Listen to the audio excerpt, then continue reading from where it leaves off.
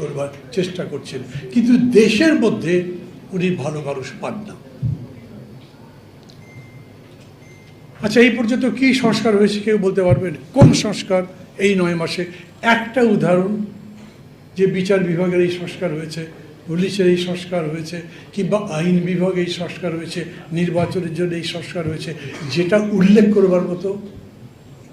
Professor Yunus একবার বলেছিলেন, এই 2 মাসে আমি যত সংস্কার করলাম, আমি তারপরে জিজ্ঞেস করেছিলাম, ওনাকে করতে পারিনি, সবসময় তাকে পাওয়া যায় না, কিন্তু প্রশ্ন করেছিলাম কি সংস্কার হয়েছে। আচ্ছা, 9 মাস পরেও আমরা একই প্রশ্ন করতে পারি, কি সংস্কার হয়েছে?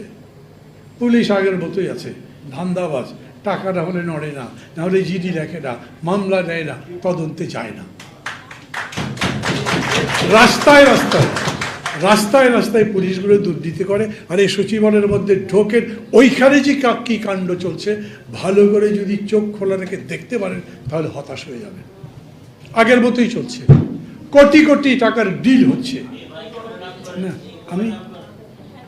আমি কিন্তু এরকম বলছি না যে রাতারাতি সব বদলে দিতে পারবে, এগুলো বদলে না দিতে পারলে তিনি খুব ব্যর্থ সরকার হচ্ছেন সেটা নয়, কিন্তু পারছেন না।